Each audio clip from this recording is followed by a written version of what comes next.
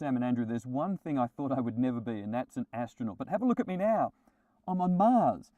Well, actually, it's the Mars Society Desert Research Station here in southern Utah, but it kind of looks like Mars and feels like Mars, and people who spend time here certainly take it very seriously as if they're living on Mars.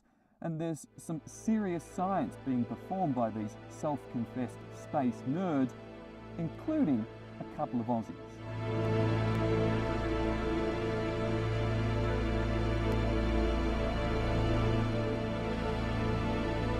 Today, we take you on a journey to a planet far, far away. Mars.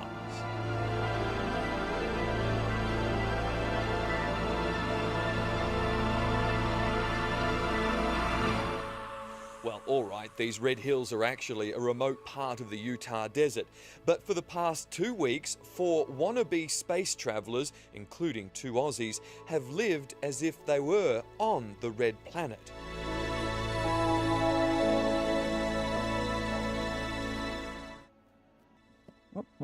It's slippery here on Mars. Aussie engineer David Wilson's the commander of this mission. Do you feel like we're on Mars right now, David? I think it's pretty close to it, yes. Apart from the gravity. What do you like about this so much? What, walking around dressed up in a spacesuit?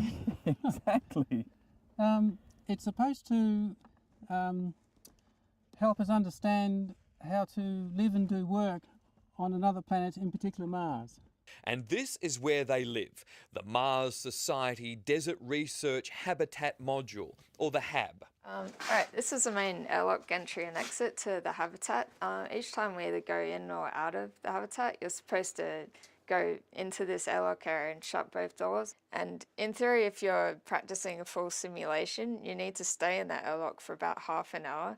So that could be a bit tedious, so a lot of the times people shorten that and say, oh, I'll just wait. Just cheat a little. 29-year-old South Australian engineer Emma Bragan is part of Crew 123.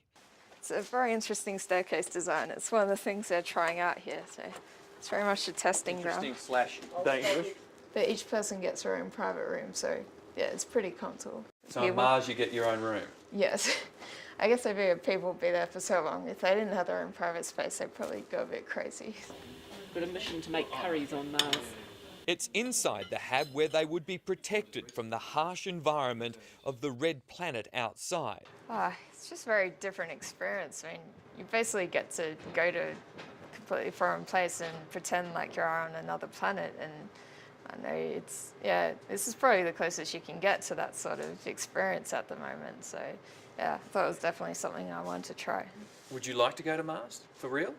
Oh, no, that's a tough question because it would be a very risky trip and you might be there for a very long time, so you could get a bit homesick, I think. You're happy to pretend for now? Yes. Are you a space nerd? I am such a space nerd that even the gods of nerdom struggle to comprehend how nerdy this is. Yes, I suppose so, yeah.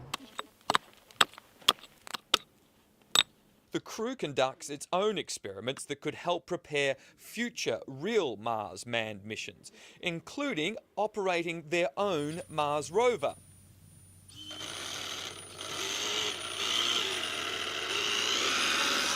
The Mars Society chose the Utah desert because of its similarities to what we know about the surface of the red planet.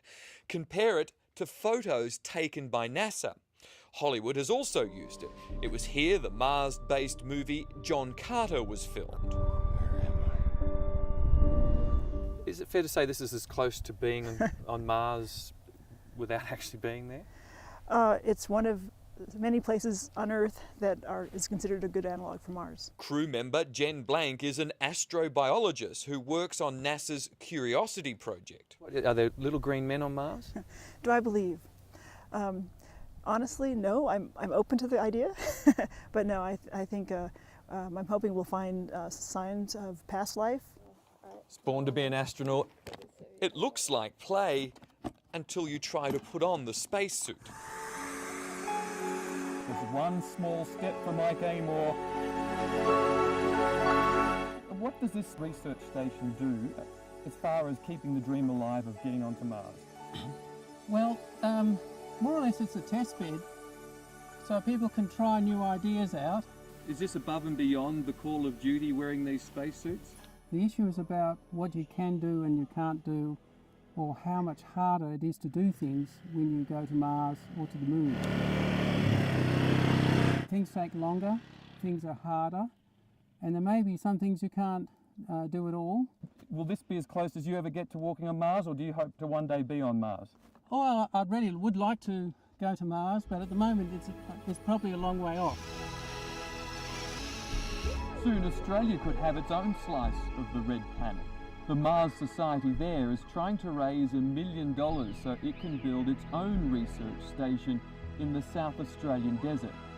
It would look like this, capable of holding up to 12 students. For our hab in Australia at Arkaroola, we would have school students and students as well as people enthusiastic about space. It's hoped the Mars Oz research station could help inspire future Australian astronauts who could one day live on the real red planet. Be honest, mate. Am I made of the right stuff? You are perfect for the right stuff. You just have to smile a bit more and then we'll stick you on the top of a rocket, set fire to the bottom and send you off. And hopefully you'll come back in one piece.